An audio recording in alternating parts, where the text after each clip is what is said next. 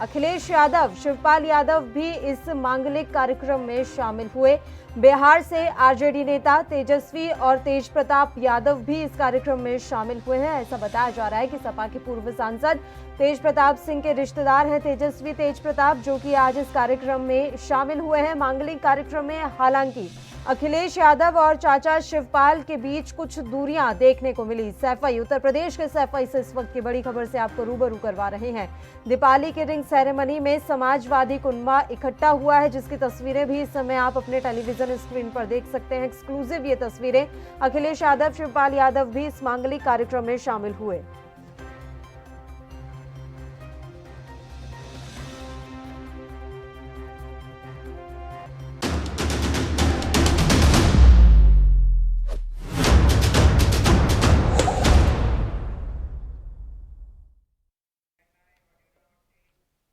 नमस्कार, राष्ट्र धर्म देख रहे हैं आप। मैं हूं आपके साथ पल्लवी राजपूत। चलिए रुक करते हैं आज के मुद्दे का। केंद्रीय मंत्री और बेगूसराय से सांसद गिरिराज सिंह ने अपने लोकसभा क्षेत्र में एक बार फिर विवादित बयान दिया है। उन्होंने बेगूसराय के लोगों से कहा है कि अगर कोई अधिकारी उनकी बात नहीं सुनता है तो उसे बेत से मारिए। अपने बेबाक बयानों के लिए चर्चा में रहने वाले बीजेपी नेता बेगूसराय के खोदवापुर में स्थित कृषि संस्थान में एक कार्यक्रम को संबोधित कर रहे थे। मत्स्य पालन, पशुपालन और डेयरी विभाग के मंत्री ने कहा कि उन्हें अक्सर शिकायत मिलती है कि अधिकारी जनता की शिकायतों पर काम नहीं करते हैं। सिंह ने कहा, मैं उनसे कहना चाहता हूं कि इतनी छोटी बात के लिए मेरे पास क्यों आते हैं। सांसद, विधायक, गांव के मुखिया, डीएम, एसडीएम, बीडीओ, इन सभी का कर्तव्य है जनता की सेवा करना। अगर वे आपकी बात नहीं सुनते हैं तो दोनों हाथ से बेत उठाइए और उनके सिर पर दे मारिए। अगर इससे भी काम नहीं होता है तो गिरिराज आपके साथ है।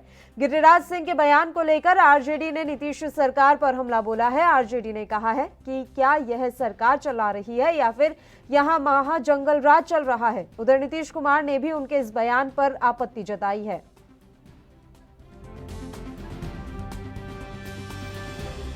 सांसद, एमएलए, डीएम, एसडीओ, डीडीसी, ये आपके अधीन। आप अपनी अच्छी बात लेकर के जाएं। एक मित्र ने दिया लिख करके, यहां सीओ गड़बड़ कर रहे हैं। मैंने एसडीओ को दिया कि देखिए आप जाएं। ये बात गिरिराज को कहने की जरूरत नहीं है। आपका अधिकार है। अगर आपके अधिकार का हनन होगा तो गिरिराज आपके साथ खड़ा है।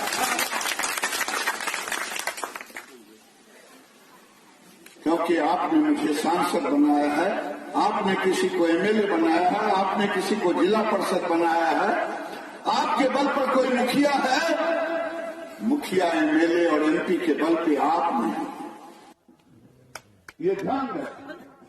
इसलिए मनोबल को ऊंचा रखिए। हमें की करिए, देखो न सुनबे नहीं करे, नहीं सुने छे तो दू बात से लेकर मारो, नहीं सुने नहीं सुने छे, शब्द हम नहीं सुनना चाहते। न हम नाजायज कहेंगे, हम नाजायज बर्दाश्त करेंगे।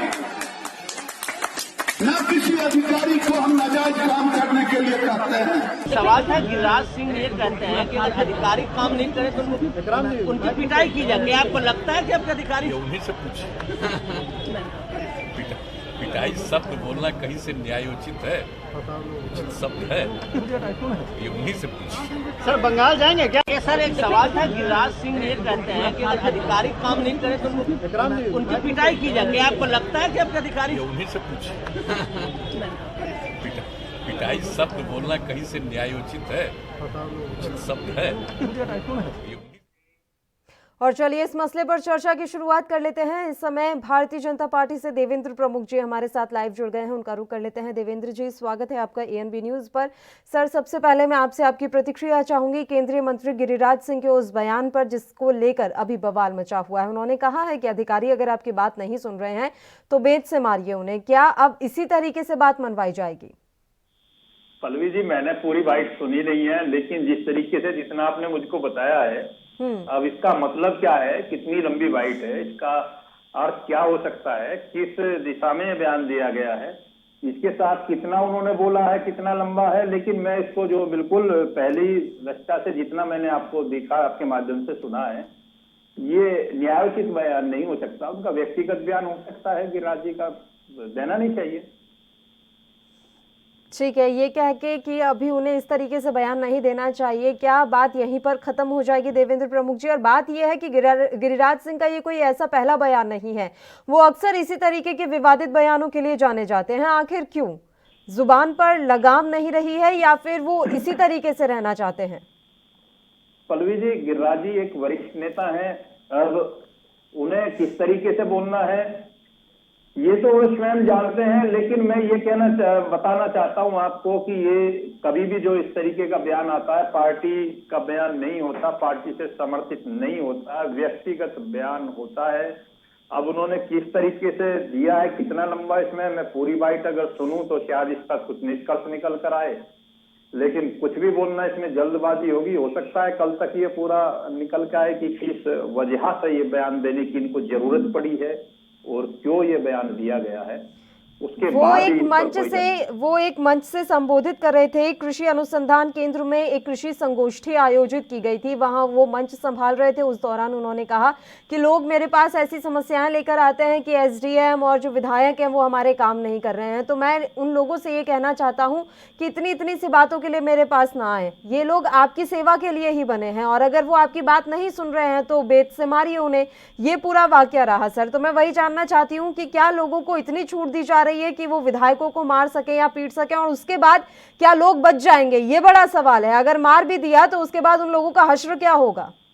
नहीं, देखिए इसमें एक चीज तो है पल्लवी जी, चाहे वो विधायक हों, एमपी हों या फिर सरकार से संबंधित एसडीएम हो या अदर तक के जो कर्मचारी हैं वो सब हों, वो सब बने तो जनता की सेवा के लिए हैं, उनको सबको सुनने की बात तो है। लेकिन उनको बैठ से मारने वाली बात हो या उनके साथ बदतमीजी वाली बात हो, इसे कहीं से न्याय उचित नहीं कहा जा सकता। और ये उन्होंने किस परिवेश में दिया है, क्या इसका संदर्भ हो सकता है, ये तो पूरा मैं बता रहा हूँ आपको, उनका पूरा मंच का भाषण जब स्पीच निकल कर आएगा उसके बाद ही इसका पता लग जाएगा कि उन्होंने आखिर इस तरह कहा क्यों है। ठीक है देवेंद्र जी, आप लगातार हमारे साथ जुड़े रहिए। कांग्रेस से लखपत बटोला जी भी लाइव इस समय हमारे साथ जुड़े हुए हैं, उनका रुख कर लेते हैं। लखपत जी, स्वागत है आपका एएनबी न्यूज पर। सर, सबसे पहले आपकी प्रतिक्रिया ही चाहूंगी। आपने बयान सुना होगा गिरिराज सिंह का, जिसमें वो कह रहे हैं कि अगर विधायक, एसडीएम, डीएम आपकी बात नहीं सुन रहे हैं तो उठाइए और उन्हें मारिए, बेत से उनकी पिटाई कीजिए। उन्होंने इस तरह का बयान दिया है। देखिए, जब कोई व्यक्ति संवैधानिक पद पे बैठा होता है तो उसकी गरिमा और जिम्मेदारी महत्वपूर्ण हो जाती है। लेकिन आप लगातार 6 सालों से, पिछले 7 साल से देखोगे तो माननीय गिरिराज जी के जो बयान रहे हैं, जो वक्तव्य रहे हैं, लगातार विवादों में रहे हैं। चाहे वो नेता पर, किसी पार्टी के नेता के प्रति हो, चाहे संवैधानिक संस्थाओं के प्रति हो, और चाहे अब नया बयान प्रशासनिक अधिकारियों को लेके हो। मैं ये समझता हूँ कि लोकतंत्र की प्रक्रिया में आपको जिन अधिकारियों से काम कराना है, वहां आपकी सरकार है बिहार के अंदर, और केंद्र में आपकी सरकार है। और ये निश्चित रूप से मैं कह सकता हूं कि प्रदेश के विकास के लिए, देश के विकास के लिए, जो हमारा जितने भी अधिकारी हैं, जिन लोगों ने इसका संचालन करना, विकास की गति को तेजी से बढ़ाना, उन लोगों के साथ सामंजस्य जरूरी है, उनके साथ विश्वास जरूरी है। उन लोगों के साथ लड़ने से, झगड़ने से, दबाने से या कुचलने से या डिक्टेटरशिप से मुझे लगता है कि न लोकतंत्र का हित होना है और न विकास कार्यों को गति मिल पाएगी। जितना दुर्भाग्यपूर्ण ये बयान कहा जाए, जितना निंदनीय ये बयान कहा जाए, मैं समझता हूँ उतना कम है। ठीक है, ये बात अभी जब मैंने देवेंद्र प्रमुख जी से पूछी तो उन्होंने कहा कि जब इस तरह के बयान आते हैं तो वो व्यक्तिगत ही होते हैं, पार्टी से उसका कोई लेना देना नहीं होता। तो साफ तौर पर ये है कि पार्टी इस बयान से कोई लेना देना नहीं रख रही है, ये उनका ही बयान है, यानी गिरिराज सिंह का व्यक्तिगत बयान है। जी, देवेंद्र जी ने अच्छी बात कही, अगर उन्होंने किनारा किया हम स्वागत करते हैं। लेकिन ये भी हमें समझना पड़ेगा, जब कोई व्यक्ति भारत के सर्वोच्च संस्था में और कैबिनेट मंत्री हो, केंद्र सरकार में मंत्री हो, तो उनका व्यक्तिगत बयान नहीं माना जा सकता है। क्योंकि जब वो अपनी संवैधानिक मर्यादा में रहकर के बातें करते तो मुझे लगता है ज्यादा अच्छा होता। आज एक केवल गिरिराज सिंह नहीं बोल रहे हैं, वो एक भारत सरकार के मंत्री बोल रहे हैं, भारत सरकार की आवाज बोल रही है, और वहां बोल रहे हैं जहां उनकी स्वयं की सरकार है।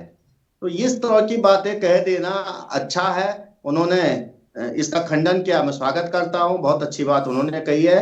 और ये भी कह देते हो कि इस तरह की बातें नहीं की जानी चाहिए। अगर माननीय प्रधानमंत्री जी की तरफ से, पीएमओ से ये बयान आए तो ज्यादा अच्छा होगा, या इनका कोई राष्ट्रीय प्रवक्ता कह दे तो मुझे लगता है कि अच्छी बात है। लेकिन इस तरह की जो लोग इस तरह के अशब्द बोलते हैं उन पे निश्चित रूप से कार्रवाई की जानी चाहिए, और इस तरह के लोगों को दंडात्मक प्रक्रिया में लाना चाहिए ताकि आगे से इस तरह की बातें न करें। ठीक है देवेंद्र प्रमुख जी, आपकी प्रतिक्रिया जो कुछ भी लखपत बटोला जी ने कहा, उन्होंने कहा ठीक है, आपने उनके बयान से किनारा कर लिया है, अच्छी बात है, लेकिन जब इस तरह के बयान ऐसे संवैधानिक पद पर आसीन व्यक्ति की तरफ से आते हैं तो वो महज व्यक्तिगत बयान नहीं रह जाता। नहीं देखिए, मैंने तो स्पष्ट बोला है आपको पल्लवी जी, इसमें अगर राजनीति से इसको अलग हटा दिया जाए, इस पे जल्दबाजी इसलिए होगा कि ये पूरा जो बयान की बात है, उन्होंने किस परिवेश में आकर इस तरीके का कहा है। जैसे भी बाइट के माध्यम से छोटा सा सुनना कि इतनी देर का किस तरीके से बोल रहे थे, किस उस अवस्था में थे, इसका मतलब आगे पीछे पूरा समझ के निकला जाएगा। कोई बड़े पार्टी के पदाधिकारी के साथ साथ या राष्ट्रीय नेतृत्व की तरफ से भी इस पर कोई ना कोई खंडन हो जाएगा। और ये लोकतंत्र है, लोकतंत्र में सभी को इसकी गरिमा बनाए रखनी है, और हम सत्ता में है तो हमारी तो जिम्मेदारी और भी ज्यादा बनती है। हम हमेशा सम्मान के साथ जनता की सेवा करेंगे, और वो पदाधिकारी हो, चाहे वो प्रशासन का अधिकारी हो, चाहे कोई भी हो, जिसका सम्मान है, एसडीएम स्तर का या जिसका भी नाम लिया गया है, ये कहीं से कहीं तक भी इस तरीके का जनता के बीच में कोई बयान नहीं आना चाहिए। लोकतंत्र तरीके से, प्रशासनिक तरीके से जो प्रक्रिया है वो उस हिसाब से चलेंगी। और एक हद तक मैं थोड़ा सा ये कहता हूं कि अगर जोश में आकर जिस तरीके से कोई शिकायत ज्यादा जा रही है, जैसे मैंने कहा कि पूरी बात सुनने के बाद इस पर कुछ बोल सकता हूं कि वो किस तरीके की शिकायत लेकर आम लोग वहां मंच पर पहुंचे हैं, और गिरिराज जी को उन्होंने क्या बताया और उसके बाद उन्होंने बयान दिया है, तो ये पूरा बयान सुनने के बाद आएगा कि इसमें एक चीज जो है वो जो स्पष्ट आपके माध्यम से मिल रही है, वो डंडे वाली बात गलत होकर वो दबाव बन सकता है, चाहे वो राजनेता हो, चाहे वो पब्लिक के लिए कोई भी है, व्यक्तिगत जो आम नागरिक के लिए, उसमें प्रशासनिक अधिकारी हो या राजनेता हो, उसकी जिम्मेदारी बनती है, जवाबदेही होती है, उसको सुनना भी पड़ता है, उसको सहन भी करना पड़ता है, और काम भी पब्लिक के लिए ही होता है, जनता के लिए होता है। तो पहली जिम्मेदारी चाहे वो राजनेता हो या प्रशासनिक अधिकारी हो, उसकी जनता की ही बनती है, वो जनता की बात सुनेगा भी और जनता का काम करेगा भी। अच्छा देवेंद्र प्रमुख जी, बयान से किनारा कर रहे हैं वो अलग बात है, आप कह रहे हैं उनका व्यक्तिगत बयान हो सकता है, और सबसे बड़ी बात आप कह रहे हैं कि आपने वो पूरा बयान अभी सुना नहीं है। लेकिन एक चीज पर तो आप अग्री कीजिएगा सर, वो कह रहे हैं कि लोग जब मेरे पास समस्याएं लेकर आते हैं कि उनकी अधिकारी बात नहीं सुन रहे, तो कहीं ना कहीं मैं अगर स्थानीय लेवल की बात करूं तो अभी भी इस तरीके के लापरवाह अधिकारी बैठे हुए हैं जो लोगों की समस्याओं पर ध्यान नहीं देते। तो बिहार में किस तरीके से लोगों की समस्याओं पर ध्यान दिया जाएगा? देखिए, मैं एक चीज और पल्लवी जी करूंगा क्लियर कि बिहार में जो बिहार का परिवेश है, बिहार में पीछे जिस तरीके से नीतीश जी की सरकार थी और उन्होंने लंबा प्रशासनिक महाअनुभव भी है, और उससे पहले जो सरकारें थी जिस तरीके से वहां बिहार की कानून व्यवस्था को लेकर या बिहार की जो अर्थव्यवस्था उसको लेकर सारी चीजों पर अगर आप मंथन करें, चर्चा करें, तो निश्चित सुधार हुआ। वो हर क्षेत्र में हुआ, चाहे वो प्रशासनिक रहा हो, चाहे वो आर्थिक के रूप में रहा हो, या और कई चीज जो भी बिहार से संबंधित है, सब में सुधार हुआ। अच्छी गुड गवर्नेंस का जो काम है वो रहा है नीतीश सरकार का, और नीतीश सरकार वहां शानदार कार्य कर रही है। और अगर यह कहीं यहाँ भी आता है कभी कभार व्यक्तिगत मामला जो है, जैसे राजनीति में आता है, कहीं प्रशासनिक में भी थोड़ा घना हो सकता है कि कुछ परसेंटेज, जिसे मैं आपको लिखित में साबित नहीं कर सकता है, मौखिक बोलकर नहीं कर सकता, ये ऐसे अधिकारी भी हो सकते हैं कि सरकार का दबाव होने के बाद भी या सरकार अच्छी होने के बाद भी लापरवाही बरतते हैं। उनके खिलाफ कानूनी कार्रवाई भी हो सकती है, जनता की नाराजगी भी हो सकती है, उनकी वजह से आम लोगों को सुनना पड़े या अच्छे अधिकारियों को टारगेट किया जाए, अच्छे नेताओं को टारगेट किया जाए, वो न्याय उचित नहीं है। ठीक है, लखपत जी आपकी प्रतिक्रिया। पल्लवी जी, यदि मैं एक चीज कह सकता हूं कि देवेंद्र जी ने जो बातें कही है, कोई अधिकारी काम नहीं करता है, निश्चित रूप से उसको आप संवैधानिक प्रक्रिया के अंदर दंडित करने का काम कर सकते हैं। यदि किसी तरह की लापरवाही किसी अधिकारी के द्वारा होता है, किसी प्रशासनिक स्तर पे चूक होती, सरकार की जो योजनाएं उसको इम्प्लीमेंट करने में फिर कोई कहीं ढिलाई है, तो ये निश्चित रूप से जो संविधान में प्रक्रिया है उस प्रक्रिया के अंदर आप उन पे कार्रवाई कीजिए, लेकिन आप जंगल राज नहीं ला सकते। एक केंद्रीय मंत्री किस तरह से गुंडा राज की बात कर सकते हैं? ये तो हिंदुस्तान के लोकतंत्र पे गुंडा राज की बात की जा रही है। आप अपने अधिकारियों को जिस तरह की बातें कह रहे हैं और उससे अपनी तालियां बजाने के लिए, अपने को खुश करने के लिए इस तरह की बातें कर, इसका मतलब है आप 7 साल से केंद्रीय मंत्री रहने के बाद पूरी तरह से विफल है। बिहार में 16 साल से आपकी सरकार है, इसका मतलब आप पूरी तरह से विफल है। ये चीजें तो देखनी पड़ेंगी और ये मैं समझता हूं कि ये सरकार का निकारापन भी दिखाता है और जो मंत्री है उनका नकारापन भी दिखाता है, उनकी सोच भी दिखाती है कि वो किस तरह से गुंडाराज, दबंगाई इस लोकतंत्र पे हावी करना चाहते हैं। ये उनकी मानसिकता छलकती है। यही प्रतिक्रिया सामने आई है कि यहाँ पर महाजंगल राज चल रहा है। सर, मैं लौटूंगी आपके पास, उससे पहले एक छोटे से ब्रेक के लिए बुलेटिन में रुक लेते हैं।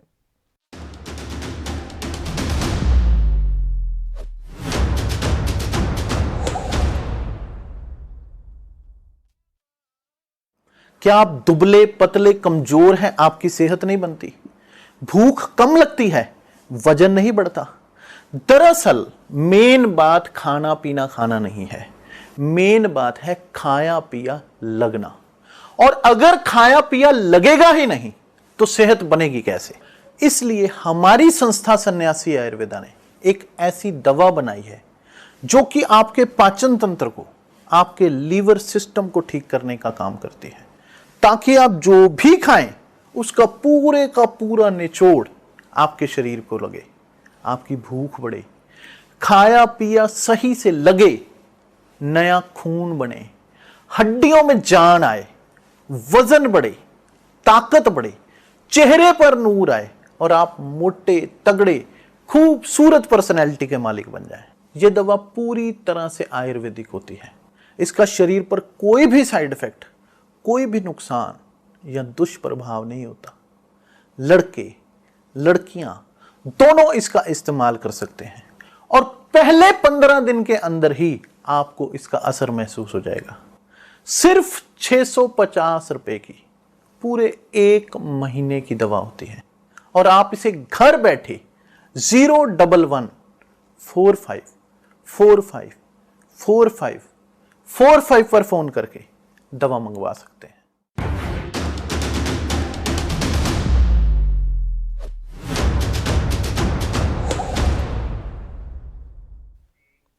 ब्रेक के बाद राष्ट्रधर्म में एक बार फिर से आप सभी का स्वागत है। और राष्ट्रधर्म में आज हम बात कर रहे हैं गिरिराज सिंह के उस बयान के बारे में जिसमें उन्होंने कहा है कि अगर लोगों को समस्या आती है, विधायक, एसडीएम, डीएम उनकी बात नहीं सुन रहे हैं तो वो मेरे पास ना आए बल्कि वहां पड़े बांस से उनकी पिटाई कर दें। उनके इस बयान के बाद से ये बवाल मचा हुआ है और खुद सीएम नीतीश कुमार ने इस बयान पर प्रतिक्रिया देते हुए कहा कि पिटाई जैसा शब्द ही ठीक नहीं है, ऐसे बयान को स्वीकार नहीं किया जा सकता। इस मसले पर चर्चा के लिए 2 मेहमान लगातार हमारे साथ जुड़े हुए हैं। भारतीय जनता पार्टी से देवेंद्र प्रमुख जी और कांग्रेस से लखपत बटोला जी भी हमारे साथ लाइव जुड़े हुए हैं। लखपत जी, मैं एक सवाल आपसे जरूर करना चाहूंगी। जब ये कार्यक्रम चल रहा था, कृषि संगोष्ठी यहां पर चल रही थी, तो ना सिर्फ उन्होंने ये बयान दिया जबकि राहुल गांधी के बयान पर भी उन्होंने प्रतिक्रिया दी है। उन्होंने उस बयान पर टिप्पणी की है जिसपे कांग्रेस के पूर्व अध्यक्ष ने मछुआरों के लिए एक अलग मंत्रालय होने की बात कही थी। उन्होंने ये कहा है कि राहुल गांधी इटली से बाहर नहीं निकल पाते हैं, उनके दिमाग में सिर्फ इटली रहता है, वे किसानों को भ्रम में डालने का काम कर रहे हैं और उन्हें गेहूं और जौ में तक फर्क नहीं पता। देखिए, मैं आपसे पल्लवी जी एक बात कह सकता हूं जी कि माननीय गिरिराज सिंह जी का जो 7 साल का ट्रैक रिकॉर्ड देखिए जी, चाहे वो लव जिहाद पे बयान हो, चाहे वो किसानों के आंदोलन पे बयान हो, चाहे वो छात्र आंदोलनों पे बयान हो, चाहे कन्हैया कुमार के ऊपर बयान हो और चाहे और अन्य लोगों पे बयान हो, यहाँ तक कि आपने देखा हो लालू प्रसाद जी पे जो बयान दिया है, वो मुझे नहीं लगता है कि कोई भी सभ्य व्यक्ति इस तरह के बयान लगातार दे सकता है। ये मैं आपसे कह सकता हूँ, भाजपा में कुछ लोग हैं कि जो इस तरह के बयानबाजी करते हैं और इस तरह की बातों को लेकर के चर्चा में रहने का काम करते हैं। लेकिन गिरिराज सिंह जी को समझना पड़ेगा कि आज केवल एक बीजेपी के नेता नहीं है, वो भारत सरकार के मंत्री हैं। तो मंत्री का जो उनको दायित्व है, उस दायित्व को समझे, वो उसके हिसाब से बयानबाजी करें, लोगों को विकास से लेकर बात करें। प्रशासनिक में कोई चूक है तो मैं निश्चित रूप से कह सकता हूं कि यदि लगता है, कई बार ऐसा होता है कि कई विभाग में अधिकारी बहुत अच्छा नहीं होता है तो आप उनको पनिश कर सकते हैं। आपके पास राज्य में भी आपके पास सरकार है, केंद्र में भी सरकार, लेकिन इस तरह के आप बयान कहें और वो भी सार्वजनिक बयान कहें तो इसकी कितनी निंदा की जाए। मैं आपसे ये कह सकता हूं कि हम तो प्रदेश स्तर के प्रवक्ता है, लेकिन ये राष्ट्रीय स्तर का मुद्दा है। ये पूरे देश के अंदर जितने भी IAS PCS लोग हैं, जितने भी ये प्रशासनिक ढांचे के लोग हैं, इनके अंदर भी एक प्रकार से इनका मनोबल टूटता है। पीएमओ प्रधानमंत्री जी ने कई लोगों को बड़ा सम्मान किया है। नितिन गडकरी जी ने NH में परसों ही अभी जो PC की थी उसके अंदर कई अधिकारियों को बहुत सम्मानित करने की बात की है।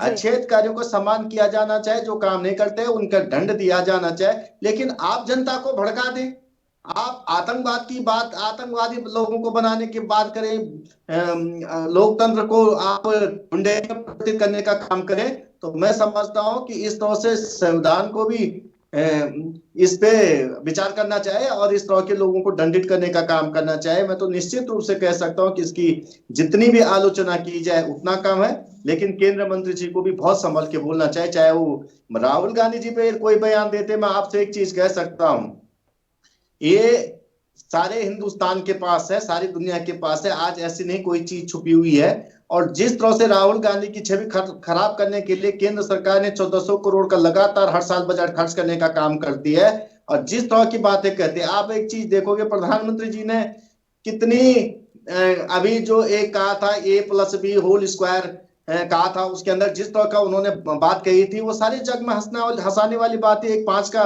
बच्चा भी इस तरह की बात नहीं कह सकते कि जिसमें कहते हैं 2AB एक्स्ट्रा मिलता है। लेकिन हम कह सकते हैं मानव एरर कई बार हो जाते हैं, वो आपसे भी हो सकता है, मुझसे भी हो सकता है।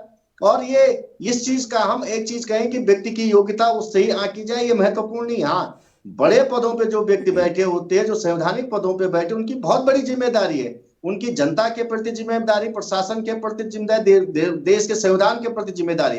वो अपनी जिम्मेदारी का एहसास समझे, अपने महत्वपूर्ण पोर्टफोलियो को समझे, और उस संविधान इसको गवर्न करने का जो संवैधानिक ढांचा है उसके अंतर्गत जो आपने कार्रवाई करनी, निश्चित रूप से आप उन पर कार्रवाई करने के लिए स्वतंत्र हैं। और लेकिन आप लोकतंत्र में ये भीड़ तंत्र को परिवर्तित करने का काम करें, लोकतंत्र को आप गुंडा तंत्र में परिवर्तित काम करने करें, तो यह शोभनीय नहीं है। ठीक है देवेंद्र प्रमुख जी, गिरिराज सिंह का भारतीय जनता पार्टी के उन बयानवीरों में नाम शुमार है जो अक्सर इस तरह के बयान देकर ही सुर्खियों में रहते हैं। तो अब ऐसा मान लिया जाए, मैं जनरली ये सवाल कर रही हूँ, उस बयान पर मैं जा भी नहीं रही सर, क्योंकि वो बयान आपने सुना नहीं, आप फिर वही बात दोहरा देंगे, लेकिन मैं ये पूछना चाहती हूँ, क्या ऐसा मान लिया जाए कि गिरिराज सिंह ने अब अपना स्टाइल बना लिया है इसे, कि इस तरह के बयान देकर ही सुर्खियों में रहा जाए?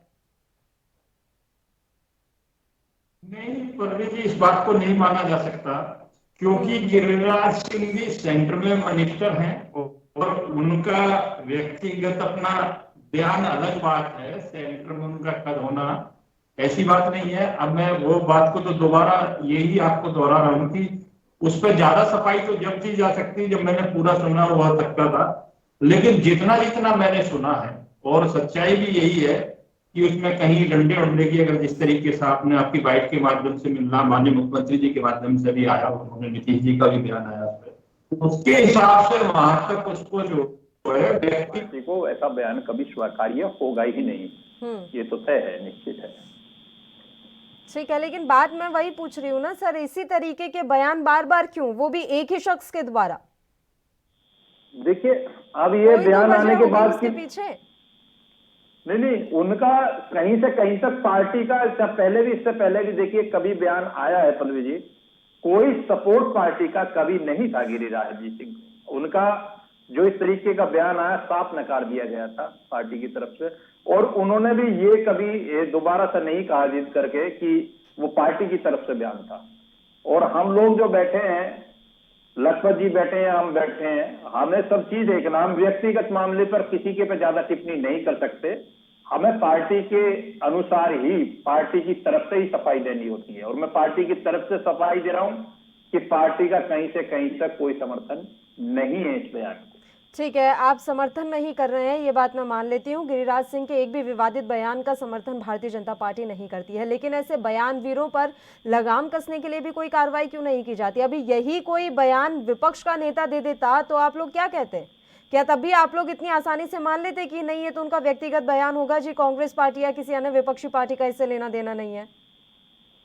नहीं, विपक्ष के नेता कहाँ कसर छोड़ते हैं पल्लवी जी, जहां मौका मिलता है खोप देते हैं विपक्ष वाले भी। उनकी तरफ से भी इसी तरीके से सफाई दी जाती है कि पल्ला झाड़ लिया जाता है। आपने देखे नहीं ये विपक्ष के बयान कितने कितने बयान आए हैं, वो भी आप कहीं ना कहीं तुलना कर लो। ये तो एक सिस्टम इस तरीके का है कि सबके पास ही होता, कहीं ना कहीं कभी किसी का आ जाता है कभी किसी का। लेकिन मेरा अपना जो मानना है वो ये है, लोकतांत्रिक तरीके से हम सबको राष्ट्र का सबसे पहले सम्मान है और उसके साथ साथ संविधान का सम्मान है। संविधान सबसे बड़ा है, संविधान को हम सबको मानना है और जिम्मेदार व्यक्ति की ज्यादा जिम्मेदारी बनती है कि वो व्यक्तिगत चीज को संविधान पर या राष्ट्र पर ना लपेटे, चाहे वो किसी भी पार्टी का कोई नेता हो। मुझे कोई बुराई नहीं है। सर एक बात ये बताइए, जब इस तरह के विवादित बयान आते हैं तो छवि पर कितना असर पड़ता है? और आप खुद देख लीजिए, अभी आप भी समर्थन नहीं कर रहे हैं नीतीश कुमार को। भरी भीड़ में जब नीतीश कुमार से ये सवाल पूछा गया तो उन्होंने भी कहा उनसे ही पूछिए। आपको कहीं से भी लग रहा है कि ये पिटाई जैसे शब्दों का इस्तेमाल होना चाहिए और इस तरह की बातें होनी चाहिए? वो भी इस तरह का बयान देकर चले गए, तो छवि पर भी तो असर पड़ता है इस तरह के विवादित बयानों से। हाँ, बिल्कुल बचना चाहिए। एक जिम्मेदार व्यक्ति को ऐसे बयानों से बचना चाहिए, नहीं इस तरीके का बयान आना चाहिए। लेकिन फिर भी आता हूं कि वहां कितना लंबा स्पीच के बाद जब आप मंच की बात कर रहे हैं, किस परिवेश में इस तरीके से बोला गया, वो तो उसके बाद ही तय होगा जब उसे पूरा सुन लिया जाएगा। ठीक है, लखपत जी आपका आखिरी कमेंट चाहूंगी इस मसले पर। देखिए, आप पिछले 7 साल में गिरिराज सिंह जी के किसी भी जिस मंत्रालय को वो देखते हैं उसमें कोई ऐसी उपलब्धि नहीं बता सकते हैं जिसपे उनको नाम लिया जाए, जिन पे उनको याद किया जाए। आप देखोगे कुछ समय पहले उन्होंने कहा था कि मोदी जी भगवान के अवतार हैं। आप बताओ, चापलूसी की भी हद होती है। आप सनातन धर्म के अनुयायी हैं, सनातन धर्म के हिसाब कहते हैं कि हम भगवान वस्त्र धारण करते हैं और आप किसी व्यक्ति को भगवान राम और भगवान कृष्ण से तुलना करते हैं। तो आप ये सोच सकते हैं जो व्यक्ति सनातन धर्म का इतना मजाक बना सकता है या उसको इतनी इंसल्टिंग कर सकता है, उस व्यक्ति पर क्या बयान दिए जा सकते हैं? मैं आपसे पूछ सकता हूँ एक बात, आप यदि गिरिराज सिंह के और आप देवेंद्र जी को भी बता दीजिए, गिरिराज सिंह के मंत्रालय को लेकर पिछले 7 साल में देश को एक उपलब्धि मिली हो, एक भी उन्होंने कोई ऐसा काम किया हो जिसपे उन्हें याद किया जाए? केवल विवादित बयानों के अलावा वो कभी मीडिया में आए हो अपने काम को लेकर, अपनी योग्यता को लेकर, इस देश को जो मंत्रालय उन्हें माननीय प्रधानमंत्री ने जी ने दिया है उसको लेकर जो उन्होंने यदि कोई काम किया तो उनको याद किया जा सके। मैं समझता हूं कि इस तरह के व्यक्तियों को नकारा जाना चाहिए और इन लोगों पे कानूनी कार्यवाही की जानी चाहिए। कोर्ट को स्वतः संज्ञान लेके इस तरह के व्यक्तियों को दंडित करना चाहिए। ठीक है, आप दोनों ही मेहमानों का मैं शुक्रिया अदा करना चाहूंगी इस मसले पर चर्चा के लिए आप हमारे साथ जुड़े। तो आपको बता दें कि गिरिराज सिंह के एक विवादित बयान पर इस समय बवाल मचा हुआ है। उन्होंने ये बयान दिया है कि अगर अधिकारी आप लोगों की बात नहीं सुनते हैं तो आप उन्हें बेत से मारिए। इसके बाद से ही विपक्ष लगातार सरकार पर हमलावर है। इसी के साथ राष्ट्र धर्म में फिलहाल के लिए इतना ही। मुझे दीजिए इजाजत, नमस्कार।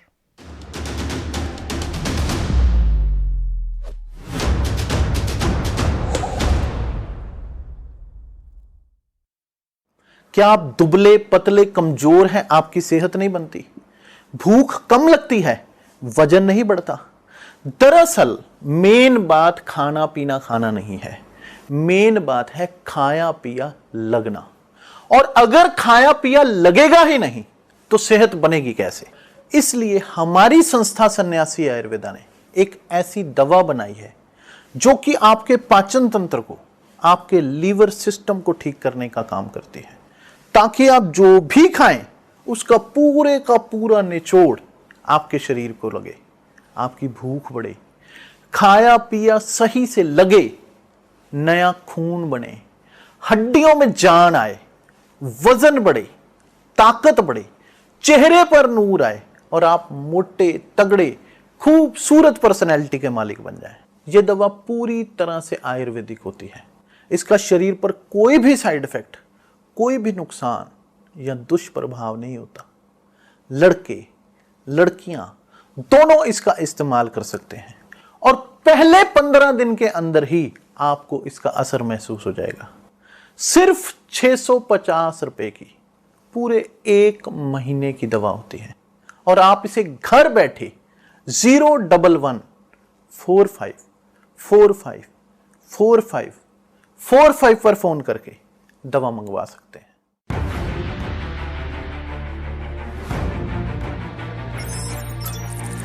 खबर चाहे सियासत की हो या सरकार की, खबर चाहे भ्रष्टाचार की हो या गुनहगार की, दिन भर में क्या रहा देश जगत का हाल, किस मुद्दे ने बनाई किसकी सरकार, रखते हैं हम सब पर नजर, पहुंचाते हैं हम हर खबर। हम हैं ANB न्यूज।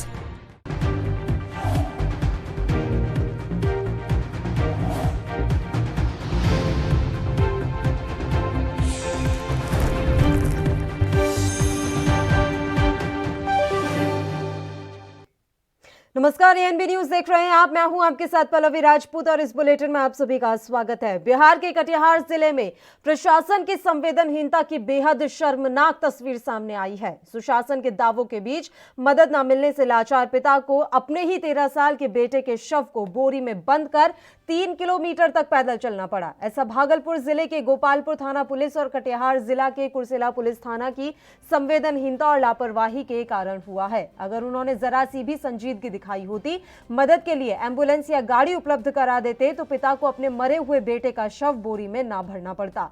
भागलपुर जिला निवासी बच्चे के पिता नीरू यादव ने बताया कि गोपालपुर थाना क्षेत्र के 3 टंगा गांव में नदी पार करने के दौरान उसका 13 वर्षीय बेटा हरिओम यादव नाव से गिर गया था। इसके बाद वह लापता हो गया। खोजबीन शुरू की तो पता चला कि बेटे का शव कटिहार जिले के कुर्सेला थाना क्षेत्र के खैरिया नदी के तट पर तैर रहा है। इस सूचना पर पिता नीरू यादव जब घाट पर पहुंचे तो उनके बेटे का शव बुरी हालत में मिला। मासूम की लाश के साथ सड़ी गली हालत में उसे बरामद किया गया। उसे जानवरों ने नोच दिया था। बच्चे के कपड़े और शारीरिक अंगों के आधार पर उसकी पहचान तो हो गई, लेकिन इसके बाद शुरू हुई सिस्टम की संवेदनहीनता। शव को लाने के लिए ना तो भागलपुर जिले की गोपालपुर थाना पुलिस और ना ही कटिहार जिले की कुर्सेला पुलिस ने संजीदगी दिखाई। शव को ले जाने के लिए दोनों जिलों की पुलिस ने एम्बुलेंस बुलाना भी जरूरी नहीं समझा और आखिरकार एक लाचार पिता को अपने बेटे का शव एक बोरे में भरकर ले जाना पड़ा।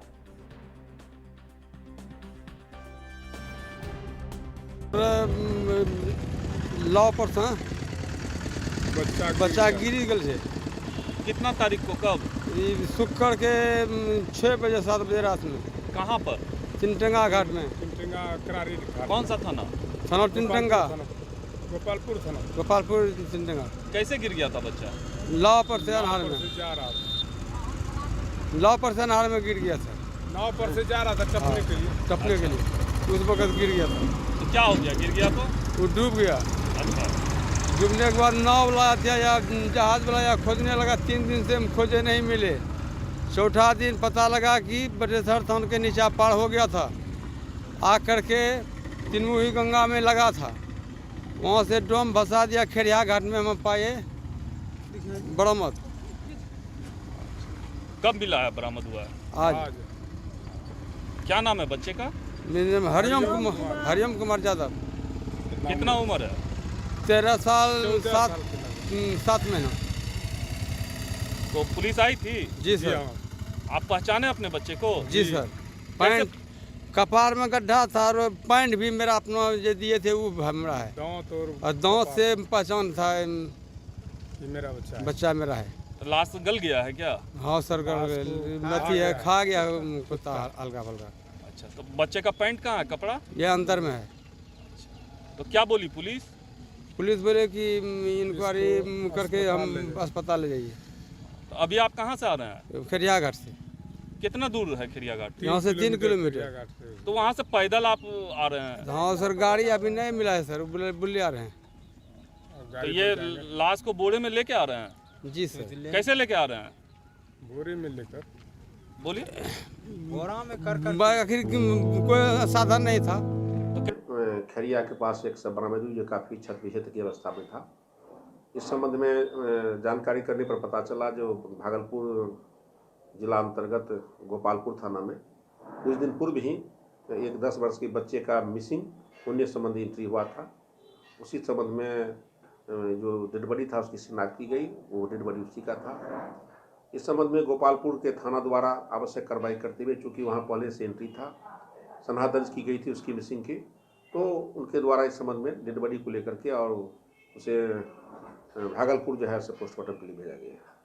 सर, स्थानीय लोग सवाल उठा रहे हैं जिस तरह से शव को ले जाया जा रहा है संवेदनशील चिंता की बात बताई जा रही है, क्या इस संबंध में जांच की जाएगी। वैसे यह मैटर भागलपुर के गोपालपुर थाना का है, लेकिन हम लोग देखेंगे उस मैटर में हमारे स्थानीय पुलिस का है या वहाँ की है। यदि वहाँ होगा तो इस संबंध में हम लोग देखेंगे, और इस संबंध में यदि इस तरह की बात पुलिस के द्वारा की गई है तो हम लोग जांच कर और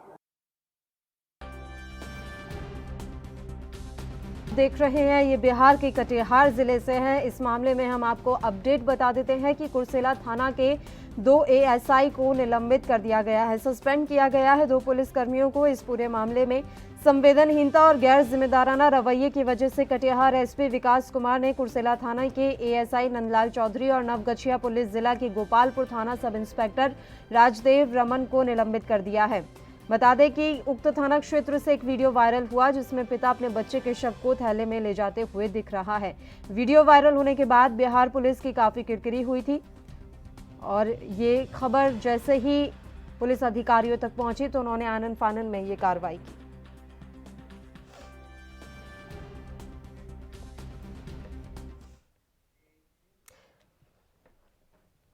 चलिए इस मसले पर चर्चा की शुरुआत कर लेते हैं। राजीव रंजन जी जो कि JDU से हैं, इस समय हमारे साथ लाइव जुड़ गए, उनका रुख कर लेते हैं। राजीव जी, स्वागत है आपका ANB न्यूज पर।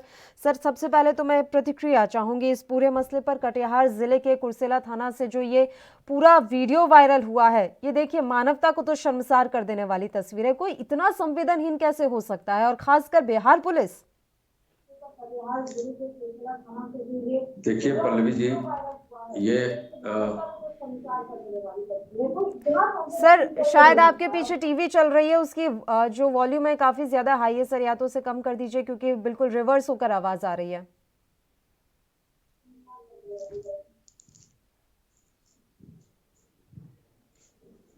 हाँ, अब ठीक है जी? बिल्कुल सर, आप बताइए।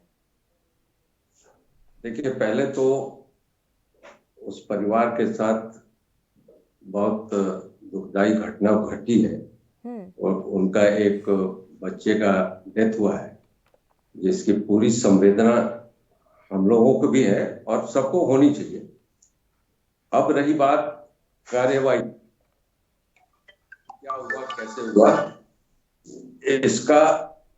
इस पे पूरा देख लीजिए क्या हुआ। ये यादव जी है, किसी से कोई न तो किसी प्रशासन या थाने में कोई कांटेक्ट नहीं किया और ये लाश को अपने तरीके से लेके अपने गांव चले।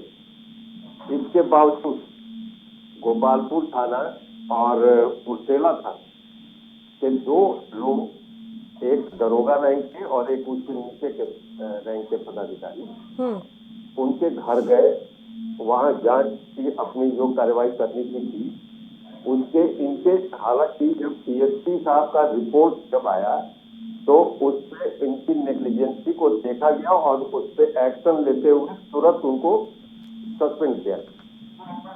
इससे हाँ अरुण भाई रुक जाइए, बताते हैं। तो ये एक दुखदाई घटना है, इसमें कहीं कोई राजनीति की बात नहीं है, इसमें राजनीति होनी भी नहीं चाहिए। ये एक संवेदनशील मामला है और हम लोग और सरकार हमारी नीति के नेतृत्व में बहुत संवेदनशील सरकार है और पूरी कार्रवाई कर रही है। अभी जांच आगे भी चल रहा है। अभी कुछ देर पहले हमारी खुद की बात हुई है कटिहार, उन्होंने भी कहा है कि ये सारी चीजें हुई है इसी तरीके से।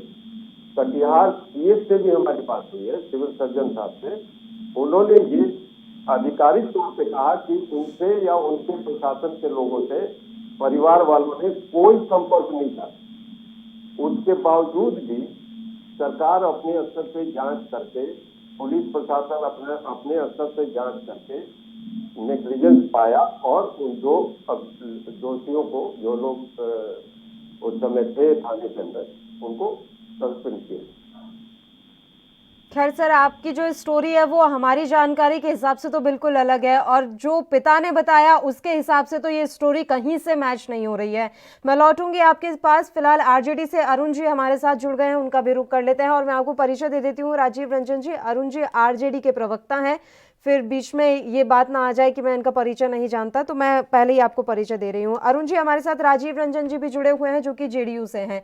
अब बात यह है अरुण यादव जी, जिस तरह की ये तस्वीर सामने आई है इस पर आप क्या कहेंगे? हमेशा ये बात कही जाती है कि बिहार में स्वास्थ्य व्यवस्था इतनी ज्यादा लचर है जिसकी कोई हद नहीं, और आज वो जीता जागता नमूना इस वीडियो के जरिए हम देख रहे हैं।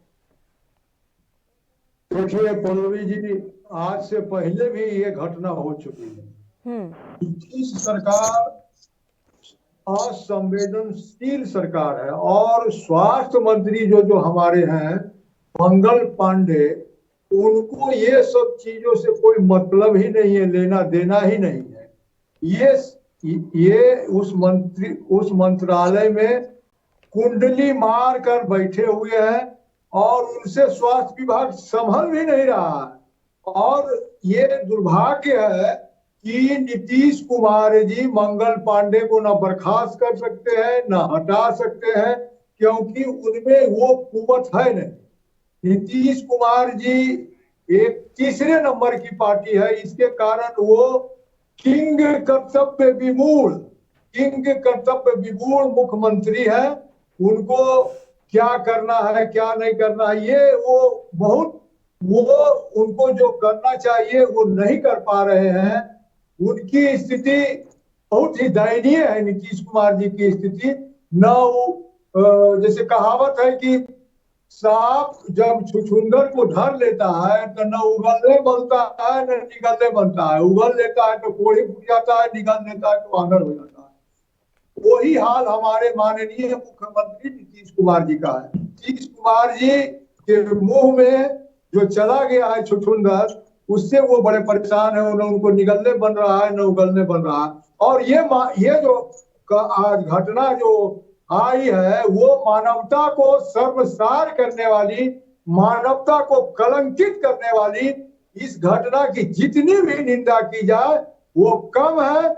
और इस संबंध में नीतीश कुमार जी से जब पूछा गया, मैं देख रहा था टीवी चैनलों पर, तो नीतीश कुमार जी गाड़ी में बैठकर बिना कोई जवाब दिए हुए चले गए। ये बड़ा ही दुर्भाग्यपूर्ण है। देश की और राज्य की जो स्थिति है, सबसे बिहार राज्य की जो स्थिति है वो बड़ा ही दुर्भाग्यपूर्ण है। नीतीश कुमार जी से ऐसी उम्मीद नहीं थी कि ये देखिए हमारे राज्य में स्वास्थ्य और शिक्षा दो ही मेन चीज जो है, दोनों मेन चीजें हैं चौपट हो गई। न स्वास्थ्य ठीक है न शिक्षा ठीक है। ठीक है, बताइए राजीव रंजन जी, आपकी भी मैं प्रतिक्रिया चाहूंगी। बिहार में फिलहाल स्वास्थ्य व्यवस्था किस कगार पर पहुंची हुई है? और सर मैं सच सुनना चाहूंगी, बेहतर रहेगा। एक मिनट हम अरुण भाई को बताते हैं, ये तो अच्छा खासा राजनीति कर रहे हैं। ये राजनीति का मुद्दा है क्या? राजनीति नहीं कर रहे हैं सर, सवाल पूछ रहे हैं स्वास्थ्य व्यवस्था पर। सवाल कहाँ पूछ रहे हैं? अब ये बोल रहे हैं अब लड़का डूब के मरा है, इसमें स्वास्थ्य कर्मी कहाँ आ गए? नाव डॉक्टर चला रहे थे क्या? नाव प्रशासन के लोग चला रहे थे क्या? अब डूब गया वो लड़का।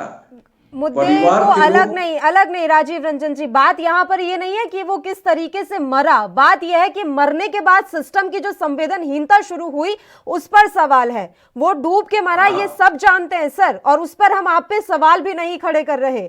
सवाल यह है सिस्टम की संवेदनहीनता। बिल्कुल, संवेदनहीनता अगर होती तो वो दो पुलिस के कर्मी अब सुन लीजिए, अब जवाब भी सुन लीजिए। अगर संवेदनहीन रहता प्रशासन या सरकार, तो वो जो दो पुलिसकर्मी सस्पेंड कर दिए गए, क्यों किए जाते?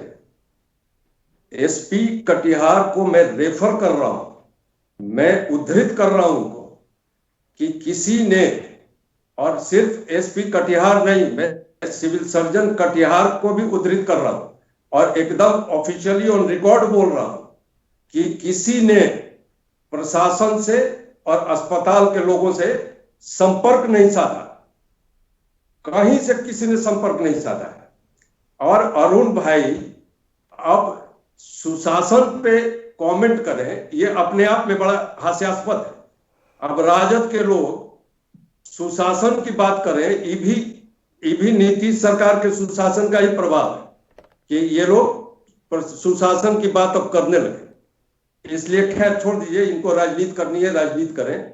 हम लोग संवेदनशील लोग हैं, संवेदना है उस परिवार के साथ। जांच अभी भी जारी है, जांच की जा रही है, और जहां तक संभव होगा न्यायिक व्यवस्था के अंदर उस परिवार को समुचित व्यवस्था दी जाएगी और आगे की बात जांच के बाद सामने आएगी। ठीक है राजीव रंजन जी, मैं एक बात और आपको कहना चाहती हूँ। इस मसले पर आपने ये कह दिया कि किसी ने जो है प्रशासनिक कर्मचारियों से संपर्क नहीं साधा या तमाम बातें, यहाँ पर आप सफाई दे रहे हैं। अब मेरी बात आप ये सुनिए, आज समस्तीपुर से एक वीडियो वायरल हुआ है, पता नहीं आपने वो वीडियो वायरल देखा है या नहीं।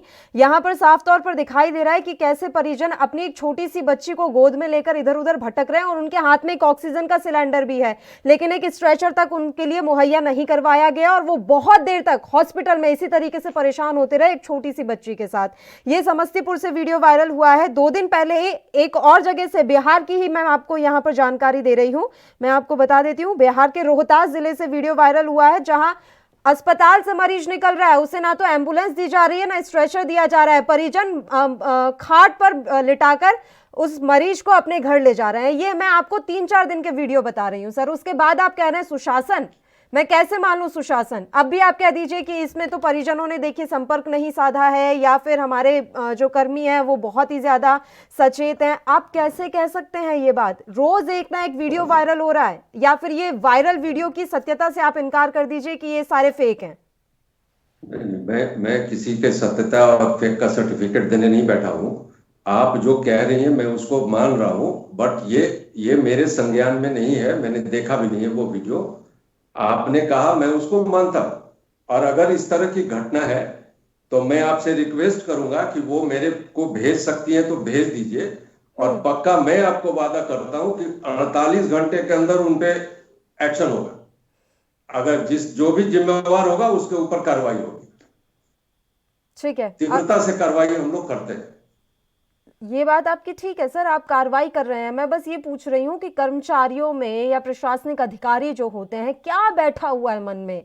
संवेदनहीनता हम इतनी इस कदर कैसे पहुंच गई? एक समाज में रहते हैं ना हम, ये कैसे मन में आ गया है? क्यों लोग ऐसे हो रहे हैं? क्या चलता है दिमाग में? बिल्कुल आपका कहना सही है कि आखिर वैसे लोग कौन से लोग हैं, क्यों इस तरह से होता है, तो अभी मैं बैठ के इस पे कोई जवाब नहीं दे सकता। ये सोचने समझने की बात है, बट हम कार्रवाई का आपको कमिटमेंट कर रहे हैं। यहाँ टीवी चैनल पे बैठ के बोल रहा हूं मैं कि अगर वो आप मेरे को भेजें और वो अगर सत्य है तो जो भी उसमें जिम्मेवार होगा उस परिस्थिति के लिए उस पर कार्रवाई होगी, निश्चित कार्रवाई होगी। ठीक है अरुण कुमार जी, आपकी प्रतिक्रिया, बातें सुनी होंगी आपने तमाम। अपना मुंह कहाँ छुपाए, ये कह रहे हैं इतना दिन से वीडियो वायरल हो रहा है, सरकार को कुछ मालूम ही नहीं है, ये कह रहे हैं कि आप हमें बताइए तो हम कार्रवाई करेंगे। तो ये सरकार जो है, ये पत्रकार का काम है कि वीडियो को सरकार के यहाँ भेजना। सरकार का पदाधिकारी कोई काम कर रहा है कि नहीं कर रहा है, हमारे माननीय जो बैठे हैं जदयू के प्रवक्ता, उन्हें बताना चाहिए। और हमारे राज्य का स्थिति क्या है? क्या सरकार मनुष्य असंवेदनशील हो गया, जनता असंवेदनशील हो गई कि सरकार असंवेदनशील हो गई? ये आपने देखिए, आपकी सरकार में संवेदना नाम की चीज बची ही नहीं। कहीं भी आप चले जाइए, आप वीडियो वायरल कर आप बात कर रहे हैं, फोटो वायरल हो रहा है कि उनके जो दरभंगा में ही एक बेड पर कुत्ता बैठा हुआ। तो ये स्थिति है, बहुत ही स्वास्थ्य की स्थिति, हॉस्पिटल की स्थिति। आप पिछले दिन देखे होंगे जब कोरोना फैला था तो लोग पीएमसीएच और एनएमसीएच में जाने से डर रहे थे, क्योंकि जो लोग जा रहे थे वो लौट के वापस नहीं आ रहे थे। स्थिति इतनी खराब है स्वास्थ्य विभाग की, डॉक्टरों की कमी है, नर्सों की कमी है और सरकार की इच्छा शक्ति की भी कमी है। आप अभी भी जाकर के देखिए, आप पीएमसीएच में चले जाइएगा तो आपको पता चलेगा कि क्या स्थिति है सरकार की। डॉक्टरों की क्या स्थिति है। डॉक्टर के पास रुई नहीं है, डॉक्टर के पास सुई नहीं है। बहुत ही गंभीर स्थिति है बिहार की, और ये इस स्थिति से इग्नोर कर रहे हैं। ये बात जदयू के मित्र हमारे बात बनाने में माहिर हैं, क्योंकि ये रह रहे हैं नरेंद्र मोदी जी के साथ। नरेंद्र मोदी जी भी यही बात बना कर के चुनाव में जीतने का काम कर रहे हैं। आज मैंने देखा प्रधानमंत्री जी बोल रहे थे ममता बनर्जी के बारे में कि 6 सालों में इन्होंने कोई काम नहीं किया, जो वादा किया वो पूरा नहीं किया। तो मैं पूछना चाहता था कि आपने जो वादा किया वो कौन सा वादा पूरा किया। नीतीश कुमार जी, आप भी बताइए कि जो वादा आपने किए क्या पूरा किए। 15 साल 16 साल आपका चल रहा है, और आप पिछला रोना नहीं रो सकते हैं। 16 साल आपकी सरकार यहाँ लगातार चल रही है। नीतीश बाबू, आप अब बिहार के लोगों को पेट में अन्न नहीं है, बिहार के लोग को ले जाने के लाश को ले जाने के लिए घसीट कर ले जाना, इससे बिहार की आर्थिक स्थिति का भी पता चलता है, इससे बिहार की वो रस्सी का भी पता चलता है। लेकिन आप लोग को ये नजर नहीं आएगा, क्योंकि आपके आंखों पर आरएसएस का चश्मा चढ़ा हुआ है, इसलिए आपको ये नजर नहीं आएगा। राजीव रंजन जी। ठीक है, अरुण भाई ने बोला, बहुत अच्छा बोलते हैं, मैं धन्यवाद देता हूं, लेकिन थोड़ा राजनीतिक भाषण कम दीजिए। अरुण भाई आप चले गए प्रधानमंत्री तक, बात यहाँ कटिहार और कुर्सेला और थाना और गोपालपुर थाने की हो रही है। खैर, आप बोल रहे हैं, आप जो बोल रहे हैं कि कुछ नहीं हुआ, आप बिजली 20 घंटा मिलती थी क्या आपको आज से 15 साल पहले? सड़क पे आप चल देते थे क्या? कैसा सड़क था ये सबको पूरा बिहार को मालूम है। ठीक है, 11-11.5% का जीडीपी बिहार को हो गया, ये आपको नहीं मालूम है। 2 लाख करोड़ से ऊपर का बजट हो गया, ये आपको नहीं दिखेगा। अरे राजनीति किया जाएगा ना, चुनाव आने दीजिए, कीजिएगा जितना राजनीति। अभी जो संवेदनशील मुद्दा है उस पर बोलिए ना। आप कहाँ मोदी जी या ममता जी और कहाँ घूम गए? अरे मोदी जी के प्रवक्ता हम थोड़ी हैं, हम जदयू पार्टी के प्रवक्ता हैं। हमको क्या मतलब है? आप झूठ मूठ का भाषण देने का आपको लगता है कि मंच मिलता नहीं है, यहां मिल गया तो अब आप लगे भाषण देने। अरे सर, जरा आप युवा हैं, हमसे ज्यादा युवा हैं, इसको थोड़ा सा गंभीरता से लीजिए। वो तो सर विपक्ष में बैठे ना, गंभीरता से ले भी लेंगे तो कुछ कर थोड़ी ना पाएंगे, करना तो आपको ही पड़ेगा। नहीं, हम ही करें। लेकिन आप विपक्ष का मतलब ही थोड़ी है कि खाली विरोध करें तो हर चीज के लिए भी कि कुछ हुआ ही नहीं, कुछ हुआ ही नहीं। ऐसा होता है क्या कि कुछ हुआ ही नहीं? ठीक है, बताइए अरुण कुमार जी। इन्होंने जो सवाल उठाया कि 15 साल पहले, तो इन्हें मालूम होना चाहिए कि 15 साल पहले नहीं, आप 50 साल पहले चले जाइए। 50 साल पहले सड़क की क्या स्थिति थी, उसके बाद 40 साल पहले स्थिति क्या थी, 20 साल पहले क्या स्थिति थी, 15 साल पहले क्या स्थिति। सब सड़क आप नहीं ना बना दिए। सड़क का या जो भी विकास हुआ है, डेवलपमेंट हुआ है, वो पहले पूरा देश ही जंगल था, जंगल से सड़क बना, सड़क से मनुष्यों में परिवर्तन हुआ। तो परिवर्तन, मनुष्य एक सामाजिक प्राणी है और हमेशा आगे की ओर सोचने बढ़ते। अब मंगल ग्रह पर 5 साल पहले कोई नहीं गया था, आज मंगल ग्रह पर लोग चले गए हैं, तो आप कहिएगा कि मंगल ग्रह पर चले गए। ये ऐसा नहीं है, एक दिन में विकास नहीं होता है, विकास की प्रक्रिया चलती रहती है, अनवरत चलती रहती है। तो आपको लगता है कि आप फ्लाईओवर बना दिए, उद्घाटन नीतीश कुमार कर दिए, तो नीतीश कुमार कर दिया। पटना में जितने भी फ्लाईओवर है अभी रेलवे का, उस सब का उद्घाटन शिलान्यास लालू जी ने किया था, उसका फंड लालू जी ने दिया था रेल मंत्री रहते। जब वो हट गए, उसका फीता नीतीश कुमार ने काटा। सड़क की बात है तो हमारे रघुवंश प्रसाद सिंह जो ग्रामीण विकास मंत्री थे, उन्होंने बिहार के लिए एक स्पेशल पैकेज दिया था। पहले क्या होता था, आपके सरकार जब दिल्ली में भारतीय जनता पार्टी की सरकार थी तो होता था कि 40% सरकार, राज्य सरकार पहले लगाएगी, पहले पैसा देगी, तब तक केंद्र सरकार 7% देती थी। लेकिन हमारे माननीय रघुवंश प्रसाद सिंह जब ग्रामीण विकास मंत्री बने तो उन्होंने बिहार के लिए 0 कर दिया। 100% सड़कों के लिए पैसा देने का काम किया। जो बिहार में आज जितने भी बिहार में आप देख रहे हैं प्रधानमंत्री सड़क योजना, वो सब रघुवंश बाबू की देन है कि पूरे गांव से लेकर के सड़क तक जोड़ा गया है। और ये हमारी देन है कि आप बहवाई ले जाए वो कि हम ये किए वो कि आपने कुछ नहीं किया। आप एक माध्यम है, माध्यम की तरह आपने काम करवाया। ये सब राष्ट्रीय जनता दल संयुक्त यूपीए की सरकार की देन है कि आज बिहार में विकास दिख रहा है। आपकी सरकार तो बेचने का काम कर रही है। जो भी यूपीए बना कर दिया है उसको बेच रहे हैं। कभी रेल बेचिए। चलिए ठीक है, स्वास्थ्य विभाग पर रह लेते हैं सर, बिहार के स्वास्थ्य विभाग पर बात कर लेते हैं, बेहतर रहेगा। स्वास्थ्य विभाग का तो बोलिए ही मत। स्वास्थ्य विभाग के बारे में यहाँ हॉस्पिटल में कुत्ता बैठता है, हॉस्पिटल में मछली खरीदती है, शायद इन्हें नहीं नजर आएगा। मैं पहले भी कह चुका हूँ, इनका चश्मा का लेंस थोड़ा मोटा है, इन्हें नजर आएगा ही नहीं। ठीक है, राजीव रंजन जी आपकी आखिरी प्रतिक्रिया चाहूंगी, आखिरी कमेंट, क्योंकि समय की भी कमी है सर हमारे पास, बताइए। अरुण भाई को हॉस्पिटल में मछली नजर आएगा, कुत्ता नजर आएगा, लेकिन इनको ये मालूम नहीं है कि पीएमसीएच में ओपीडी में कितने मरीज रोज जा रहे हैं। भाई साहब आंकड़ा समझ लीजिए, 10,000 से ज्यादा का ओपीडी में इंटर अपियरिंग हो रहा है पर डे। वो ऐसे नहीं हो रहा है। और जितने हेडक्वार्टर्स में है, सुन लीजिए पूरा सुन लीजिए। आप बोले ना, हम सुन लिए।